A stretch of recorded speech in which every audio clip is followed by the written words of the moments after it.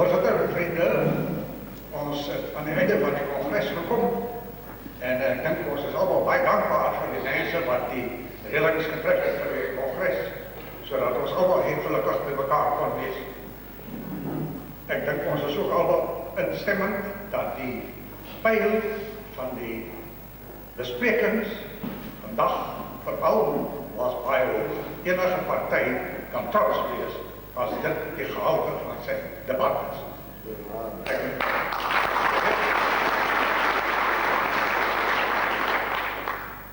Ek het reeds begin dink dat met die brochure wat daar buiten beskikbaar is oor die volksverraad, dat ons miskien die toesprake wat gehou is hier oor die verraad, die meneer Hannes van Beskagning, Dr. Ronnie van der Merwe, meneer Rolf Martens, Dr. Skippers, allemaal wat bijgedraag, dat daardie goed moet maar vinnig op skrif kom en dat ons oorweeg om dit ook te publiseer, miskien in 'n groter band saam met hierdie ander. Want dit is die belangrike ding om ons volk te laat verstaan hoe hulle gekil is uit hulle reg deur mense wat deur hulle vertrou is.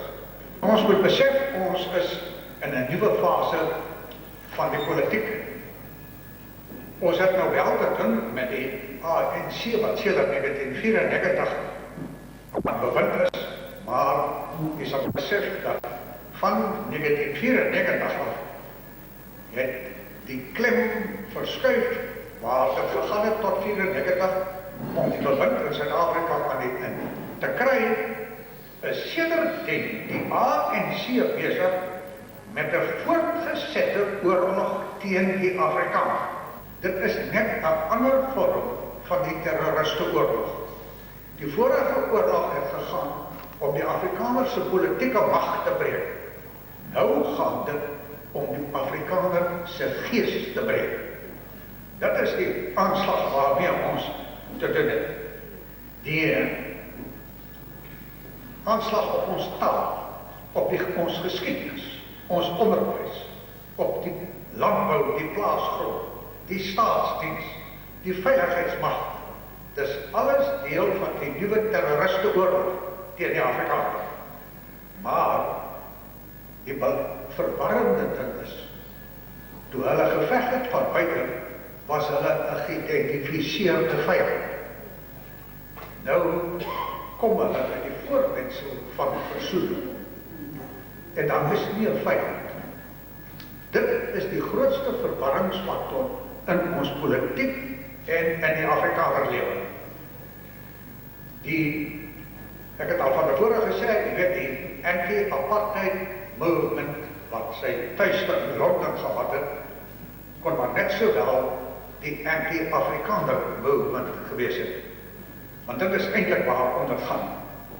Dit is 'n stryd teen die Afrikaner in Suid-Afrika. En daarom is die taal so belangrik. Want as jy die Afrikaner sy volkstrots ontneem, dan breek jy die wit man in Suid-Afrika. Dan breek jy die Christendom in Suid-Afrika. En daarom, as ons stryd vir ons Afrikanerskap en ons Afrikaanse taal, beteken dit ook 'n beveiliging van die waardes van die ander taliges in Suid-Afrika. Want die ander taliges se veiligheid en voortbestaan in Suid-Afrika is afhanklik van 'n kerngesonde Afrikaner volk, wat trou en trots is op die waardes wat hy het. En daarom, vir ons is dit belangrik om te besef, dat die tegniek wat gebruik word teen ons, is nie 'n positiewe strewe na byvoorbeeld, waar hulle openlik sê, kyk, ons is vir totale rassevermenging, vir totale rasseverbasing. Ons wat die kommunisme hê in Suid-Afrika, hulle pleit nie daarvoor nie. Nee, die hele stryd word gevoer in 'n teenbeweging. Anti-apartheid. Anti-apartheid is die een groot saambindende mag wat hulle het. En hoewel apartheid nou afgeskaf is, nou word nog teen die geskiedenis van apartheid geveg. Almal wat iets te doen gehad het met apartheid, is die vyand. En daarmee kry hulle die polarisasie van hulle mense teen die Afrikaner, in naam van anti-apartheid. Jy sien, apartheid het in die pad gestaan van die kommunisme. Solank daar apartheid was, kon daar nooit een mens een stem wees nie. En as daar nie een stem, net een mens een stem was nie, kon die kommuniste nooit die bewind in Suid-Afrika kry. En daarom word die oorlog voortgesit. En ons moet besef, met die tegniek waarmee ons te doen het, dat dit 'n anti-apartheid stryd is teen ons. Die konsoliderende mag wat so 'n teenstryd het, moet ons besef, moet ons ook aanwend. Die Afrikaners moet konsensus kry oor die primêre ding waarteen hulle is. Ons het soveel verskille oor 'n volksstaat en waar die volksstaat moet wees en hoe hy daar moet uitsien. Of jy moet deelneem aan hierdie bestel en of jy buite moet bly. En as jy deelneem, hoe moet jy deelneem? Al daardie positiewe dinge is so 'n verskeidenheid wat verdeeldheid skep, dat ons nooit eensstemmigheid daaroor sal kry. Maar as ons kan eensstemmigheid bereik, wat is ons bedreiging? Wie is ons vyand? Dan kan ons die begin van konsolidasie kry. Nou, jy sal besef dat met hierdie tegniek waarvan ek nou gepraat het, dat ons nou met 'n vyand te doen het, maar wat paradeer onder die vaandel van versoening. Die verwarring wat daardeur geskep word. Mandela is die leier van hierdie vyandige mag. En dit is die een van die eenvoudigste en belangrikste dinge wat ons moet besef. En Mandela, wat die vyand van ons witmanskap en Afrikanerskap is, hy word in die gunstigste terme daagliks aan ons voorgestel. En dit deur Afrikaanse koerante. Dat is nie 'n vyand. En die vyand is eintlik welwillend teenoor ons. Daar word, wat hierdie regering betref, nog nie een steen gedoen wat in die Afrikaner se guns is. Elke ding wat sy ministers doen, is bereken teen die Afrikaners. Maar Mandela word voorgehou, die leier, die word voorgehou as 'n welwillende wese. Die ANC is steeds in oorlog teen die Afrikaners onder leiding van Mandela. Dit is die enkel groot waarheid wat ons moet besef. En ons daarvolgens oriënteer. Jy moet besef, die groot aanslag op ons, op die Afrikaanse taal, hoe word dit gedoen? Hier is beeld van 27 Augustus 1994. Groot hoofberig op die voorblad. Afrikaans het niks te vrees. Maar, sê Mandela, om daarvan 'n politieke voetbal te maak, kan net die Afrikaners se saak benadeel.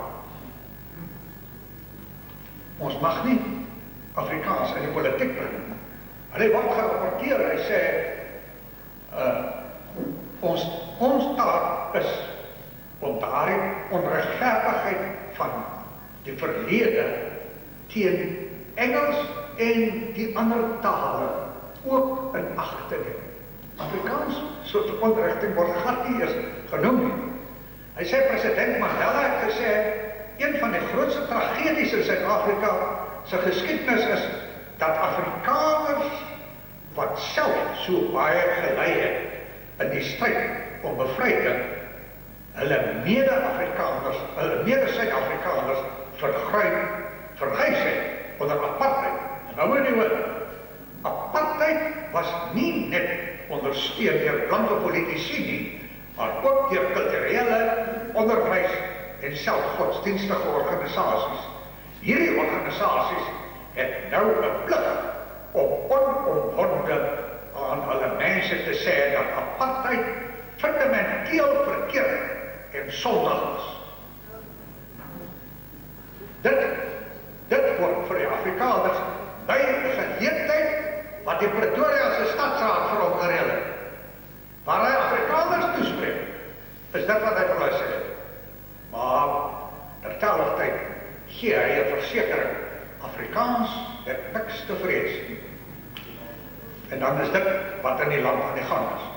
Hier is bel van Februarie 1995. Hoofopskrif is weer, Afrikaans het niks te vrees in die nuwe Suid-Afrika, sê Mandela. En die berig daaronder, by 'n ander geleentheid, blankes hoef regstelaksie nie te vrees nie. Die gedurende gerusstelling, ons moet tog nie in opstand kom. Ons is besig met versoening en hierdie regering is nie die vyand van die Afrikaners nie. Jy sien, ons het nou goed gepraat oor die verraad, maar hier het ons te doen met 'n ander vorm van verraad. Dis om ons te mislei, om ons onder 'n valse indruk te hou, om ons te bedrieg oor die werklikheid. En dit deur al die media wat tot hulle beskikking is.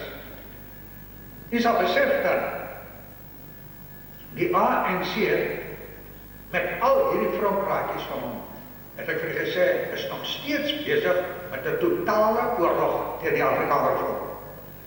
Hier is 'n artikel wat verskyn het in Amerika, was in 1990, dan kyk Robert Slim, wat het geskryf het.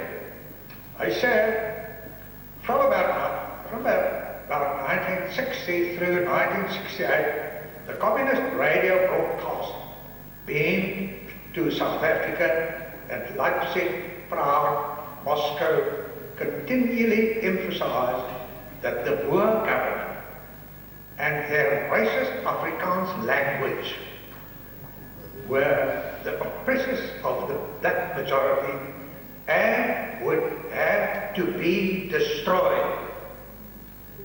Die Afrikaanse taal moet vernietig word.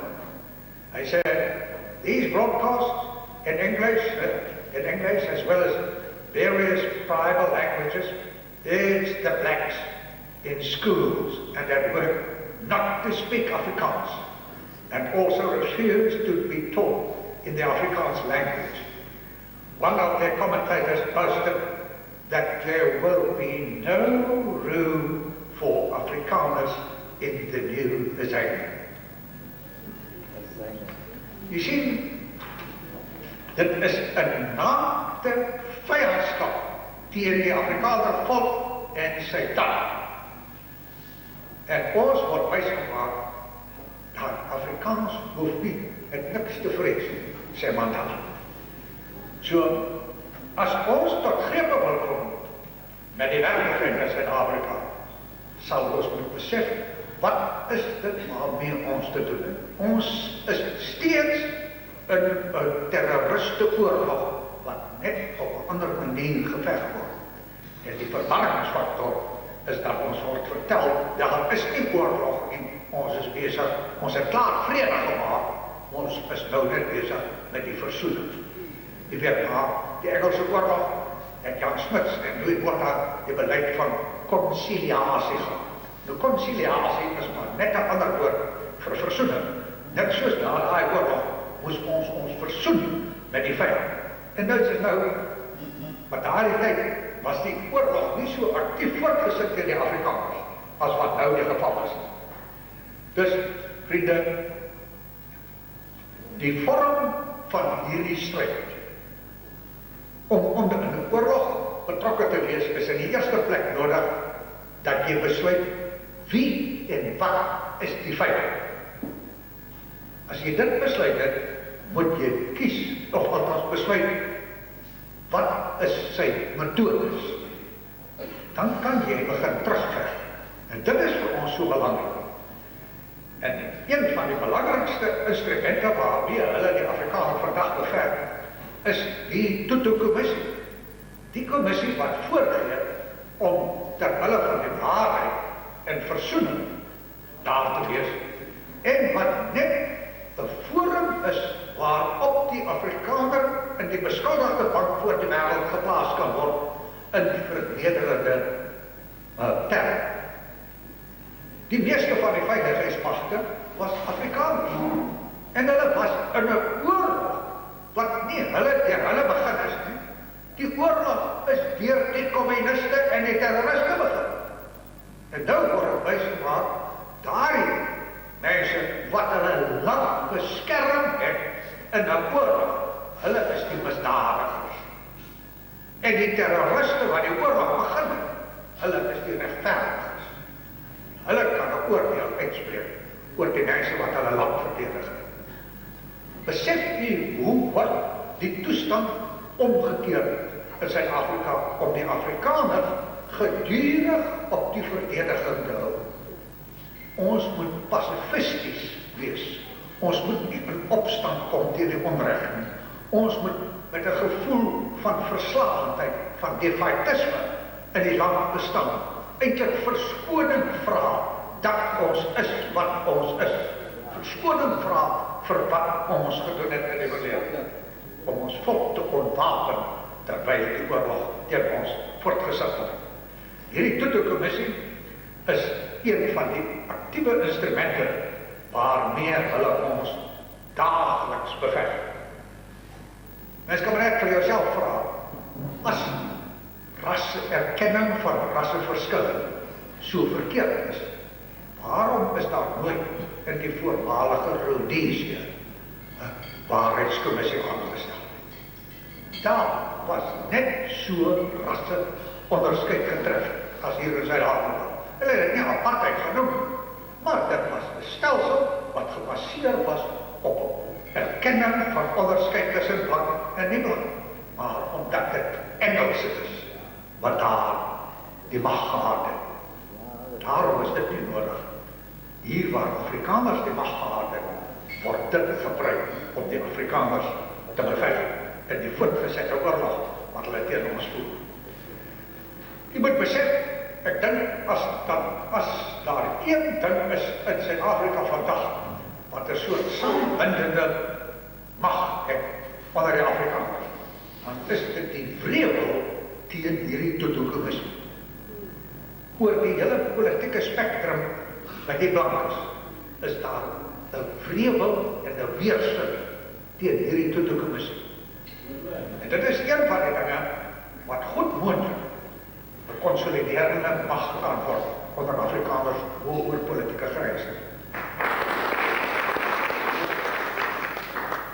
Met al gesien destyds met die verhoor van generaal Marcus Malang en daardie ander generaals, dit het alreeds so voorste flits gegee van hoe mense in so 'n geval weens 'n anti-ANC sentiment verskil. Nie soseer dat hulle nou ten gunste van Marcus Malang was, maar dit is 'n anti-ANC sentiment wat ons saamtrek. En met die dinge wat aan die gang is rondom P.W. Botha, is dit goed moontlik dat daar 'n kortsluiting kan kom. Jy weet, P.W. Botha, by al wat hy verkeerd gedoen het, het hy 'n soort geaardheid dat hy hom nie maklik laat rondstoot nie. En ek dink nie, hy voel gelukkig om rondgestoot te word deur te doen. Die moontlikheid dat daar 'n kortsluiting kan kom, sluit ek glad nie uit nie. En dit kan een van die dinge wees wat 'n sneller trek om Afrikaners en Engelse in Suid-Afrika in 'n verenigde front te kry weens 'n anti-ANC sentiment. Ek het vir u gesê hoe hulle in 'n anti-apartheid sentiment hulle konsolidasie kry. Ons het daai geleentheid om weens die misvattings en die misdrywe van die ANC, 'n anti-ANC sentiment op te bou rondom hierdie Tutu-kommissie. Nou, u sal ook besef dat by die Tutu-kommissie is daar die ander feite in verband met hierdie ANC-regering, dat dit 'n sigbare mislukking is.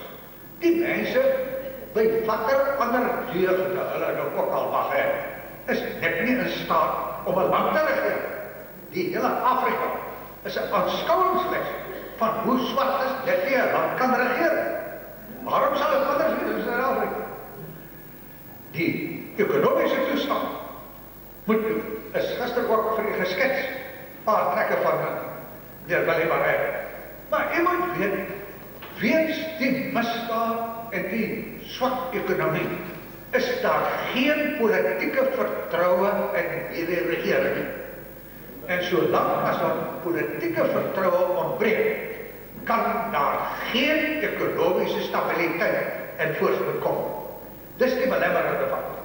En daar is soveel dinge wat dit vererg, met die gebrek van die onvermoë om wet en orde te handhaaf. Die toestroming van swartes in die ander state, die plakkery wat aan die gang is, alles dra by tot 'n onordentlike samelewing, wat 'n remming is aan enige moontlikheid van stelselmatige ontwikkeling. Die hele fiksie van rassegelijkmaak is besig om hier voor ons oë te misluk. Verlede week was daar in die Sunday Times 'n artikel geweest van 'n vrou geweest wat 'n diensnemingsbesigheid het. Sy sê sy het werk gekry vir 'n swarte teen R350.000 'n jaar. Hy het net nie opgedag by die werk.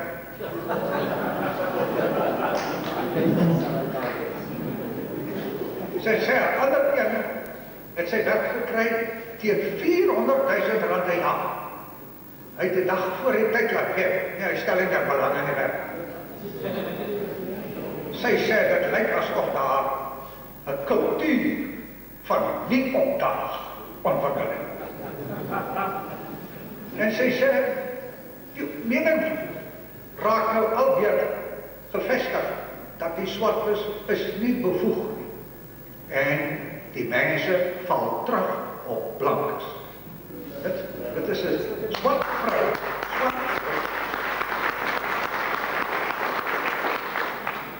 En in verlede Sondagse Sunday Independent was daar 'n berig van 'n swarte van Amerika wat hier in Afrika rondgery het. En hy het al die ellendes gesien. Net die ding, hy sê toe hy gesien het hoe die lyke, opgeblaaste lyke afvloei in die rivier daar by Rwanda, toe was hy dankbaar dat sy voorouers as slawe weggevoer is by Afrika.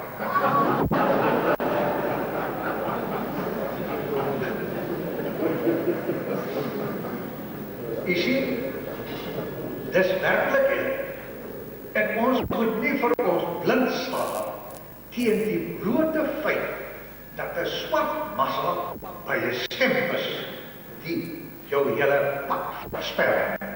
Dis die werklikheid van ons politieke toestand in Suid-Afrika en in Afrika, wat uiteindelik die toekoms gaan bepaal.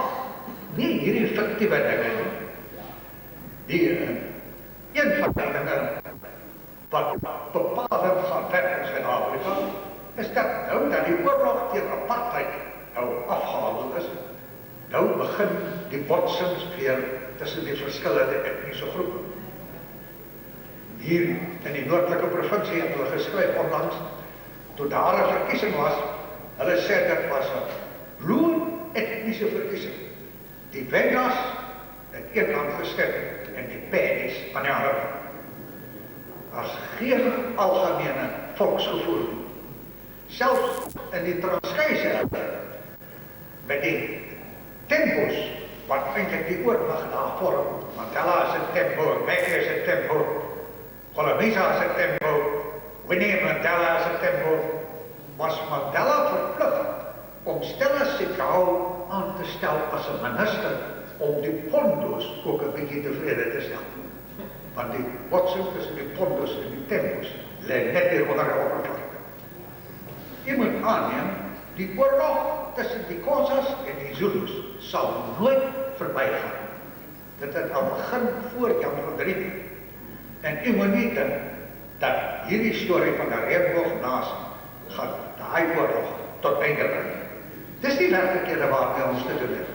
En een van die interessante dinge wat aan die ontwikkel is dat nou vir die eerste maal kom daar waarskynlik in Junie maand 'n politieke party wat uit Khoisas gaan bestaan teen die ANC. Kolomisa is hard besig en suksesvol besig om 'n ander politieke party te vestig.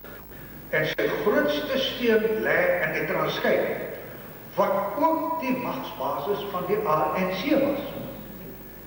Die moontlikheid dat die ANC groot moeilikheid gaan kry organisatories is lê net om die draai. Jy moet weet, die ANC word beskou as of bestempel as 'n meerderheidsparty. Hier is goed wat afgeskryf is uit ANC dokumente wat gekom het hier van 'n vergadering van die ANC verlede jaar Augustus hier aan die Oosrand.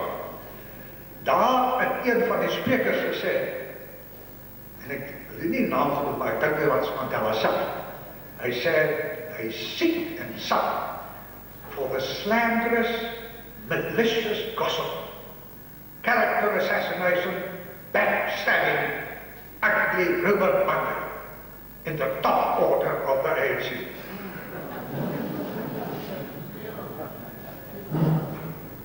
En hulle assistent-sekretaris-generaal sê dat Carollas, die sê,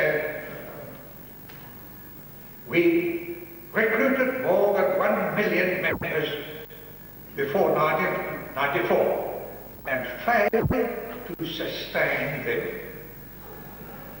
Membership presently is down to 34,954. Hulle het net 3% oor van die lede wat hulle in 1994 gehad het. Hy sê, in 1995, only half the voters who voted for us in 1994 bothered to come again. Hy sê, Steve Trevor said, a weak ANC amongst the colours of Western Cape, while the colours belong to COSATU. Hy sê, ek kan dit nie verstaan nie, hulle behoort aan COSATU, hulle stem teen die ANC. Maar net vir jou een ding, hulle het nie 'n houvas op die mense nie. Die ANC is 'n papierteam. Hy het geen struktuur nie. En ons moet vir ons nie laat aanpraat deur die ANC nie. Die krag in Suid-Afrika lê by die wit man nêrens. Hey!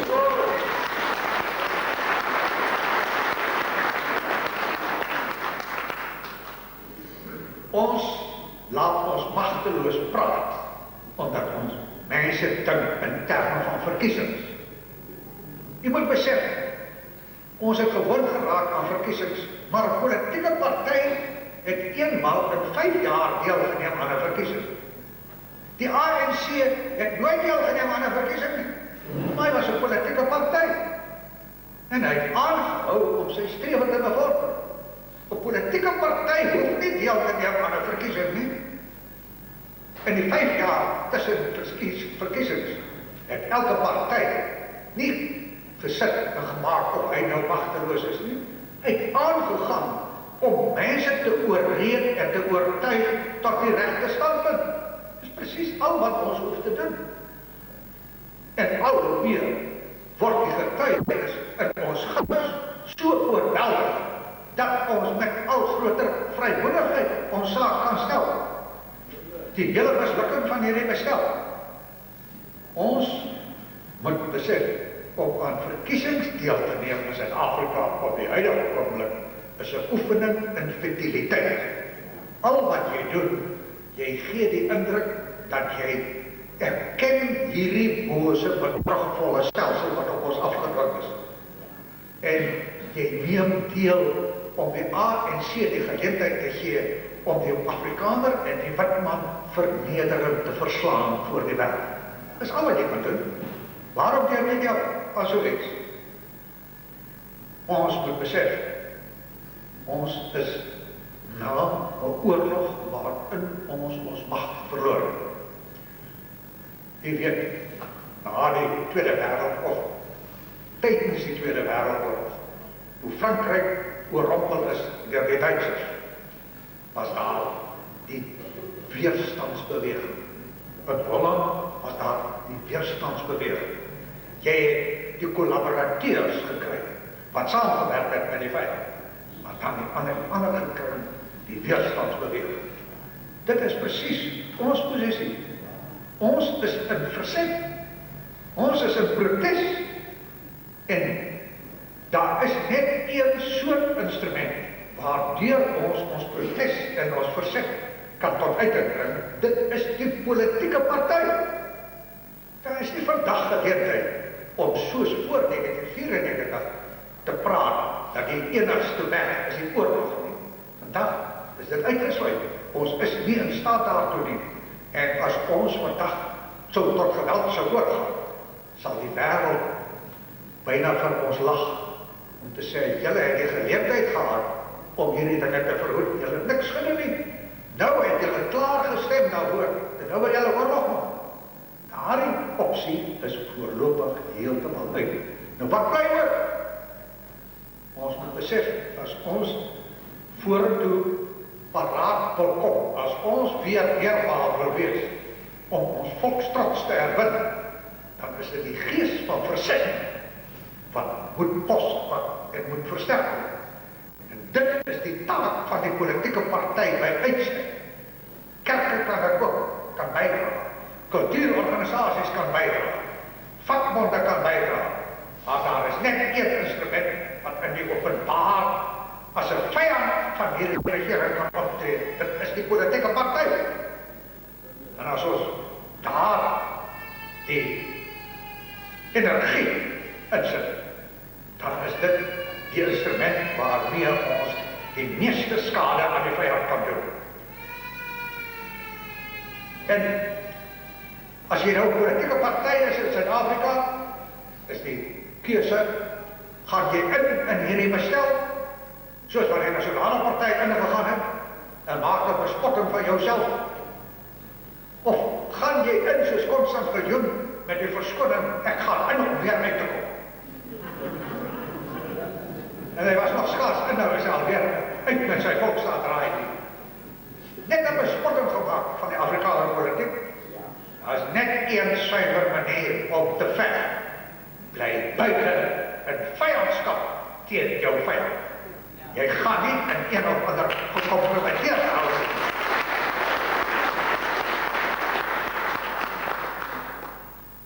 En ons moet besef, as jy van buite veg, dan veg jy om nie net hierdie regering te verslaan nie, maar om hierdie bestel tot 'n val te bring. Daar moet geen twyfel daaraan wees nie. Ons is nie bereid om in hierdie bestel te bly. En as jy dit wil doen, dan is daar een enkele mag wat jy moet aktiveer. Nasionalisme. Nasionalisme is die een mag wat nie net 'n volk in beweging bring en rig na die vyand nie, maar dit is die enigste mag wat kan staan teen die kommunisme. Dit is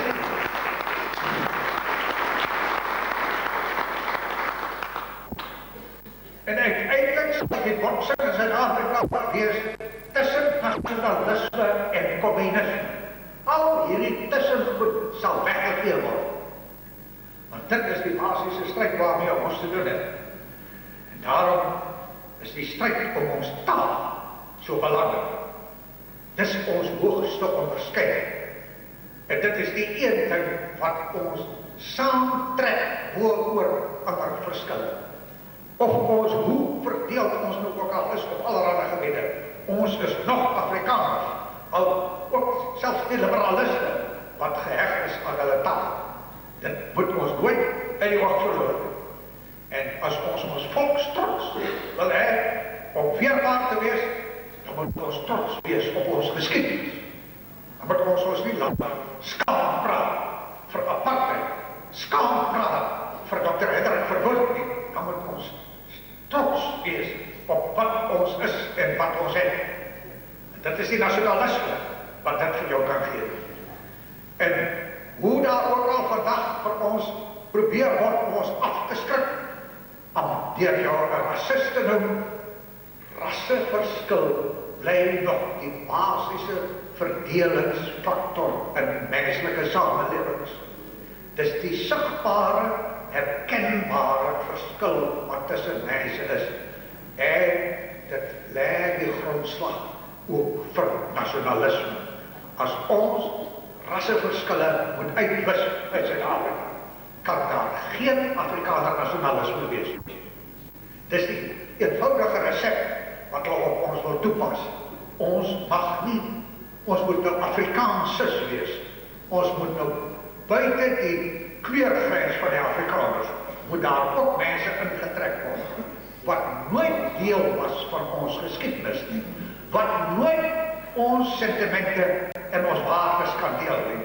En daardeur word die hele Afrikanerskap so verwarm en vervlug, dat jy geen Afrikaner nasionalisme kan hê. Witmanskap, Afrikanerskap, Christenskap is onskeidbaar in Suid-Afrika. As ons Afrikaners vertrouw, sal ons Witman wees. En die partijpolitieke situasie waarmee die Afrikaners vandag is, moet weet nie. Die nasionale partij het verraad gepleeg. Selfs in die burger van 6 Februarie vanjaar het die redakteur 'n artikel geskryf met die opskrif Oorgawe, waarin hy de Klerk aanval, omdat hy nou erken, hy het die Afrikaners, dis die woord wat hulle gebruik, hy het die Afrikaners se soewereiniteit prysgegee. En waar hy in daardie artikel sê teen die einde, dat hierdie mense wat hierdie dinge gedoen het, sal nie deel kan wees van die heropbou na hierdie klop nie. Waar hy de Klerk feitlik afskryf buite die Afrikaner. Nou, de Klerk sit met baie probleme van voortbestaan. Hy het onlangs 'n bosberaad gehad waar Rolf Meyer openlik sy standpunt ingeneem het. Daarna het hy Rolf Meyer weggehaal as sekretaris-generaal en ook nou so opgegee van minister van Buitelandse Sake van die Nasionale Party. Maar heel wat sinlose possie is. En Tyd van Schalkwyk is nou die man wat die interne dinge beheer. Wat jy kan sien, dit is gedoen om 'n probleem te probeer op 'n kosmetiese manier te hanteer. Maar daarna was daar 'n kokesdebat waarin André Fornie byvoorbeeld skerp aanvalle op Rolf Meyer gemaak. En anders as tevore het de Klerk nie tot Rolf Meyer se beskerming gekom nie. Dus die Nasionale Party stuur af op 'n krisis. Of hy genoeg krag het om te skeur, weet ek nie, want hy het so 'n pappery, dat daar waarskynlik nie van 'n skering praat. En de Klerk wat reeds sê, hulle gaan ontbind, maar sal nou nie voor November maand wees.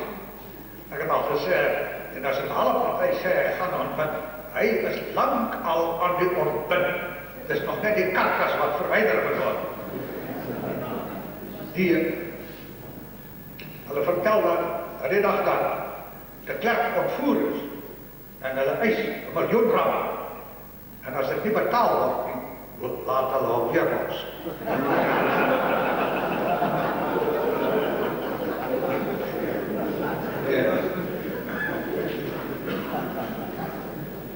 Jy moet verstaan, waarom ons dink van die Klerk wat ons dink.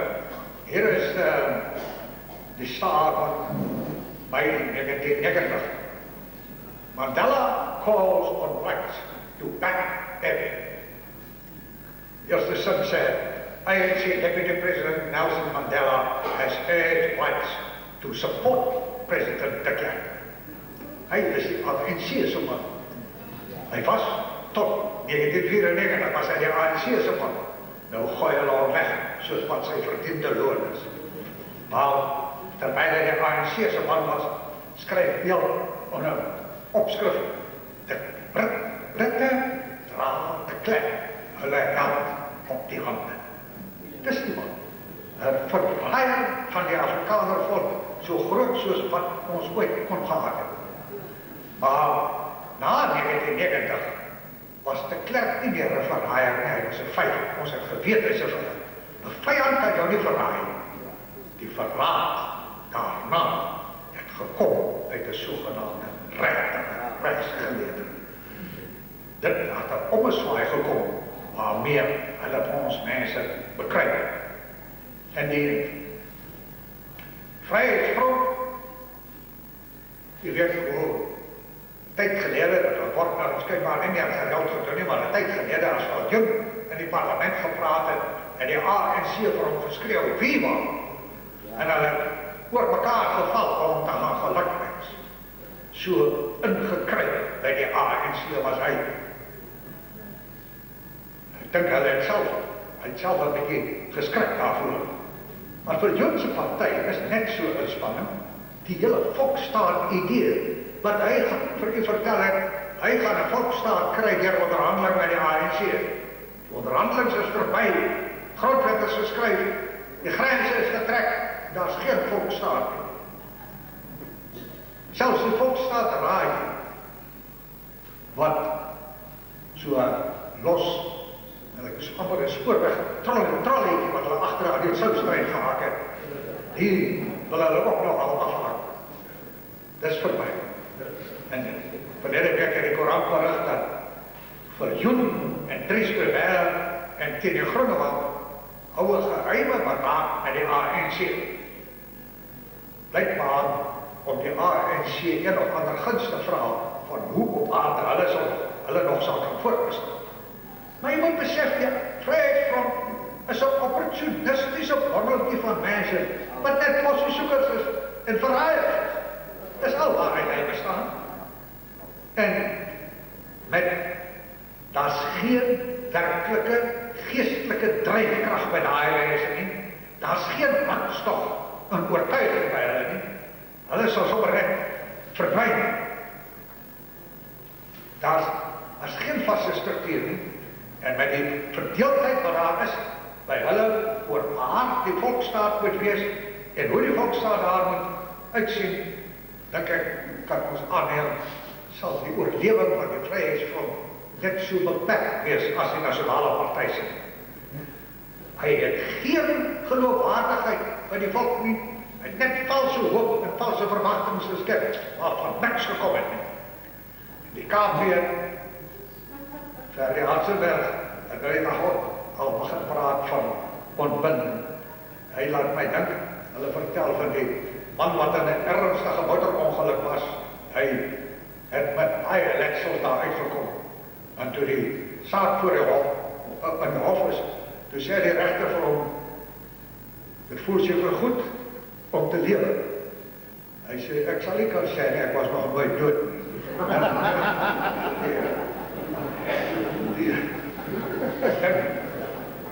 Die KP kan ook so sê. Alles gebrek. Die party het 'n beeld van aanhoudende verandering, nie net van beleid, maar as jy dink hoe hy afgeskaal is van 1992, toe hy Potchefstroom en de 2 jaar tussen verkiesings gewen, tot waar hy vandag is. Dis net 'n flintertjie van wat die party was. En dit het ook gebeur omdat hy aanhoudend sy standpunte verander het, om aanhoudend vals false verwagtinge geskep het, en waar hy ook saam met die Vryheidsfront betrokke was by hierdie korrupsie van hierdie IDASA komplot. Ek wil by u pleit dat u hierdie ding moet koop wat deur buite te koop is. U sal sien op bladsy 25 is daar 'n fotostatiese afdruk van die brief wat Viljoen geskryf het aan die ANC, waarin hy die ANC, dis nou Abraham Viljoen, Constance se broer, waarin hy die ANC se hulp en samewerking gevra het vir hierdie komplot om die Afrikaners te ondermyn. Hierdie komplot is gevoer met die daadwerklike samewerking van die ANC en die Kommunistiese Party. Jy sal sien op bladsy 53 is daar 'n hele reeks dokumente, fotostatiese dokumente van die ANC, van hierdie IDASA en hulle betrokkenheid by IDASA.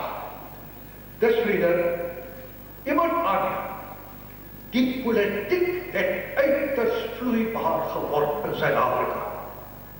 Daar is net een party wat stabiel is in Suid-Afrika, dit is die ANC.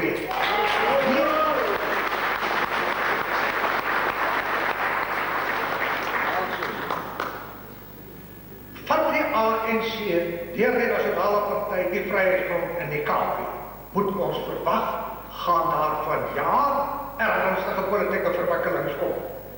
En die HNP is in die sterk posisie omdat hy staan op gevestigde waardes. Hy staan by die Afrikaner volk se geskiedenis. Hy staan by die Afrikaner volk se waardes. Hy staan by die grondslag van Afrikaner nasionalisme. En nou, op die oomblik, soos jy weet, hierdie kongres vind plaas, hier is nie een van die media. Daar moet geveins word die HNP bestaan nie. En nou, hulle doel daarmee bereik, om by die publiek die indruk te skep die HNP bestaan nie. Maar daar is twee faktore waarmee hulle nie rekening hou. Solank hulle die HNP nie aanval nie, is daar geen vyhandigheid teen die HNP nie. En mense wat vroeër miskien skuw gevoel het, terwyl daar vyandige propaganda teen die party gemaak word, die voel nou vrymoedig om na die HNP te kom. En die saakse ding in die politiek is, hierdie linkses, as hulle nie 'n lewendige vyand aan die regterkant het, dan het hulle eintlik geen vermoë om te veg. Hulle moet altyd 'n vyand skep aan die regterkant, om hulle aan die gang te hou. En met die fokus wat weggeneem word van die HNP, is daar nou die onderlinge twiste aan hulle geleder aan die gang, soos in die Nasionale Party. Maar wat belangrik is hierdie flankaanvalle op die HNP, hierdie smeerskrifte, hierdie lasterlike briewe. Dit wys vir jou dat aan die regterkant besef hulle hoe belangrik die HNP is vir hulle voortbestaan. En hulle besef dat hulle mense gaan wegloop na die HNP toe. Daar's geen twyfel. Ons gaan Afrikaners in groot getalle kry in hierdie komende jaar en die verdwyning van hierdie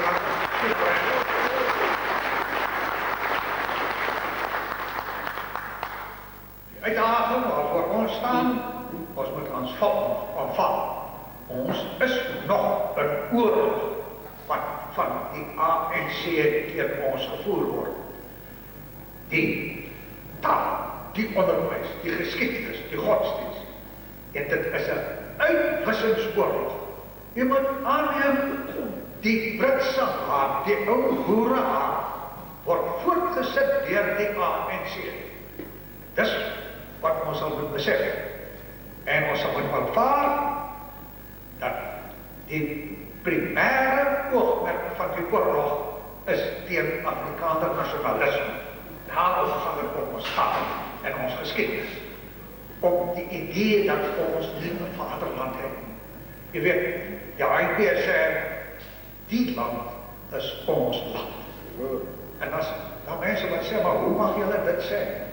My vraag aan hulle is, as dit nie ons land is nie, wie se land is dit dan? Wie het meer reg in hierdie land as die Afrikaners? En as dit nie ons land is nie, beteken dit, ons het nooit 'n land gehad nie. En as ons nooit 'n land gehad het nie, waarom het ons dan oorlog geveg? Die land is ons land. Ons het hom nie gesteel nie. Ons het hom verwerf met elke regmatige doel wat daar in die internasionale politiek is.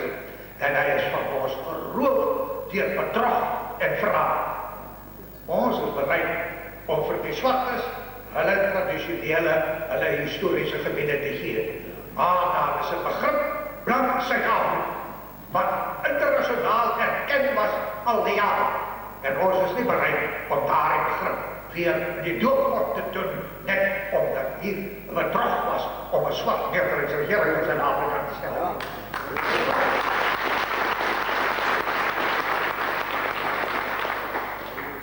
Ons moet besef dat die HNP sal waarskynlik groot uitdagings tegemoet gaan. Dis miskien nie so opsigtelik nie, maar daar, soos dit nou reeds plaasvind nie, maar daar gaan groot getalle na ons toe kom. En as ons organisasies, ons stridraad nie ingerig is, gaan ons moeilikheid hê wanneer daar groot getalle kom. Ek sê, dit is nie so opsigtelik, maar u weet, hier in die vergadering was gister, daar was deur Sidney Gregor, daar sit hy daar die kant. Hy was lid van die KP en die Vryheid en Afrikaner Volksfront. Daar is Dr. Ronnie van der Merwe, wat vandag hier gepraat het. Hy was 'n lid van die Afrikaner Volksfront en van die KP. Daar is Dominee Henny van der Merwe, wat gister hier was. Hy was tot onlangs nog 'n lid van die Afrikaner Volksfront en die KP. Manne van gesag, wat oorgekom het na die HNP toe, en hulle is al drie nou lede van die HNP se dagbestuur.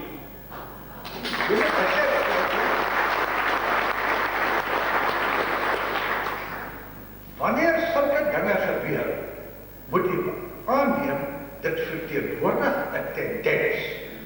En die tendens is duidelik in Suid-Afrika. Daar is net een rigting waarin Afrikaners beweeg, dit is na die HNP. Daarom sê ek, is dit vir ons so belangrik, dat ons moet in staat wees om hierdie mense te ontvang. En daarom, vriende, ons was nog te veel van ons HNP mense, wat te lam is. Ons voel nog verslaaf, ons voel nog onzeker, en ons weet nie, dat ons op die punt staan om 'n hele nuwe situasie in die politiek tegemoet te gaan.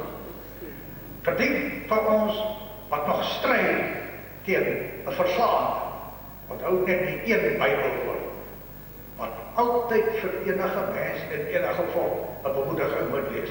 Net die paar woorde. Wees nie bevrees. As jy nie bang is, dan het jy moed. En as jy moed het, is jy in staat tot aksie. En as jy in staat is tot aksie, is jy in staat tot oorwinning. Die goed is onafskeidlik aan mekaar. Geloof en moed vul mekaar aan. As daar geloof is, gee dit moed. As daar moed is, versterk dit geloof. Moed en geloof moet betuig word deur daad. Anders beteken moed en geloof niks. Dat is die uitdaging wat voor ons staan. Iemand wat vir my nou die dag sê, dat die mense, as jy praat met hom oor die HNP, dan vra hy vir jou, wat kan jy vir my doen? Dis wat Afrikaners sê. Ek het vir hom gesê, man, jy moet vir hom sê, moenie vir my vra, wat kan ek vir jou doen nie? Vra, wat kan jy self doen? En dan vra jy, Wat moet ons saam doen? Dis die vraag wat gevra word. Dan kan daar beweging word. Dan moet vertroue uitgestraal word. En in die hele Afrikaner politiek, met die nasionale partij, die Vryheidsfront, die KP, waar is daar 'n organisasie wat nie reg het om met vertroue in die land te staan, behalwe die ANC? Daarom, onthou, ons het die reg om met vertroue daar te staan. Al is dit net eers om die een rede, ons was reg. Ons was reg toe ons geweet het, die volksstaat is 'n sogenaamde volksspeletjie waarmee die Afrikaners bedreig gaan word. Ons was reg toe ons gesê het, ons neem nie deel aan onderhandelings nie. Ons was reg toe ons gesê het, ons neem nie deel aan verkiesings nie. Ons was reg toe ons nie in die bedrog van die Afrikaner Volksfront ingegaan het en ons bespottelijk gemaakt het, soos hierdie ander mense deur die uitdase komplot. Hoe dink jy, sou die HNP vandag gelyk het, as hy in die Afrikaner Volksfront gegaan het? Ons sou gestek het van skaamte, as dit een ander siekte was.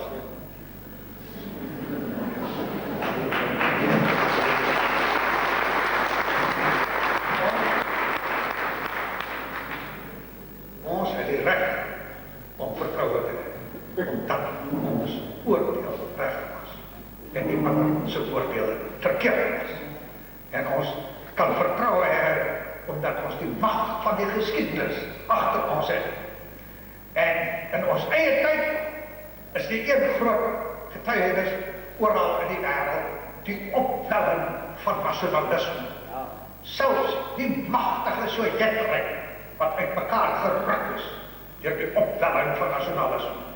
Die oorloë wat plaasvind in Afrika, in Oos-Europa, in die Verre Ooste, waar volke en gelowe in botsing kom, omdat hulle weier om onder een groot oorkoepelende fiksie ingeband te word.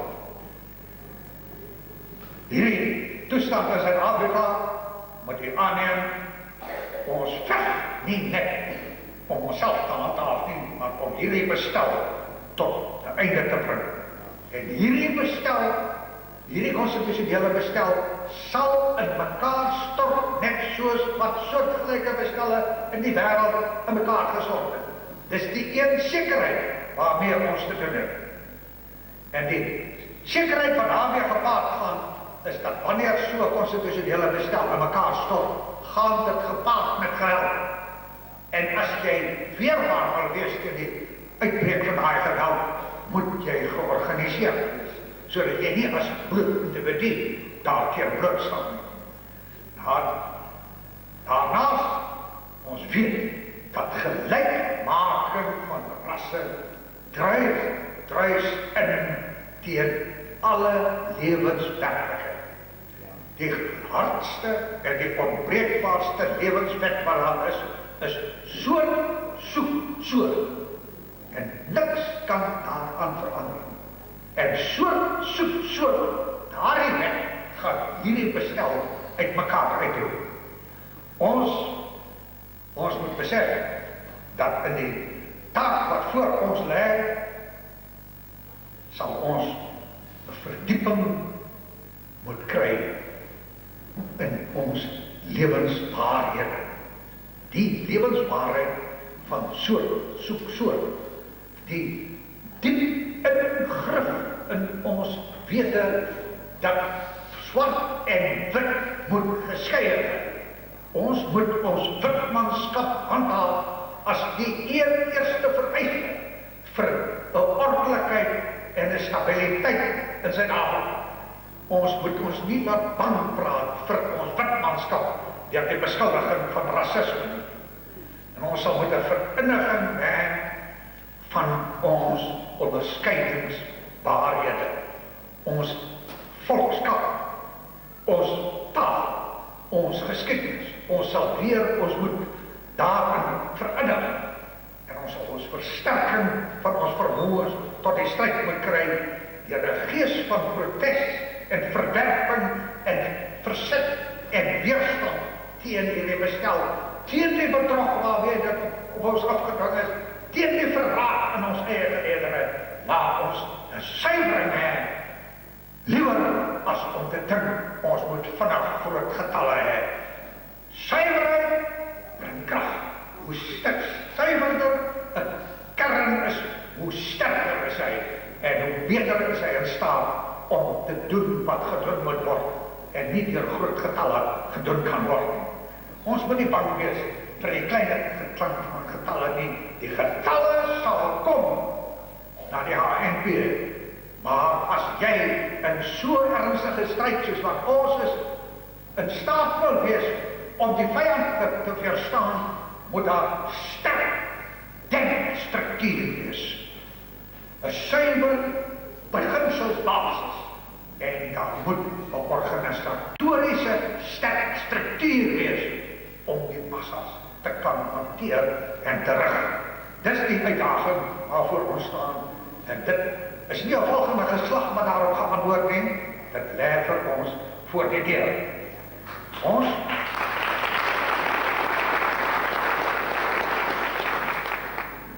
het gesê verdieping, vereniging, versterking, maar as ons dit gedoen het, kan ons 'n vereniging hê op beginsels. Ons moet besef, ons moet mense saambind in 'n hartstog vir wat ons is en wat ons het. 'n hartstog vir die stryd wat aan ons opgedring word. Ons moet ons self geestelik voorberei, maar dit moet omgesit word in organisasie. Ons moet aan dat die stroom na ons toe gaan versnel. Ons moet aanneem die etniese botsings onder die swartes gaan toeneem. Ons moet aanneem die ANC se onbevoegdheid sal toeneem. En in die volgende jaar sal ons moet weet, staan ons in 'n hele nuwe politieke situasie in Suid-Afrika staan. En dan moet die HNP sterk wees. Dis die een enkele belangrikste vereiste vir voortbestaan van die Afrikaner en die witman in Suid-Afrika. Die HNP moet sterker word elke jaar en dit moet betuig word deur dade, deur aksie, deur bewys aan die vyand dat ons die enigste basis is waarop die kommuniste uiteindelik teen gaan vasloop.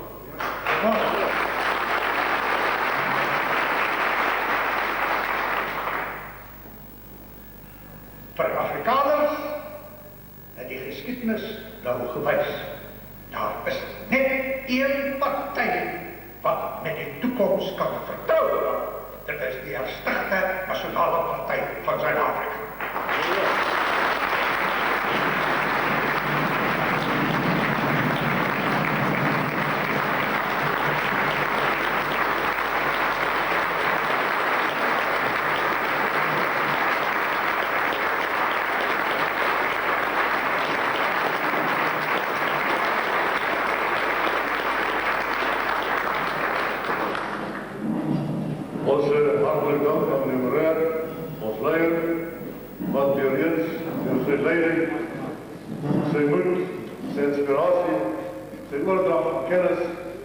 Sy flinke blik op die toekoms, sy visie van die moontlikhede wat daar is, ons besiel het om die volgende werksjaar te betree met ywer en te doen wat ons aanvind om te doen.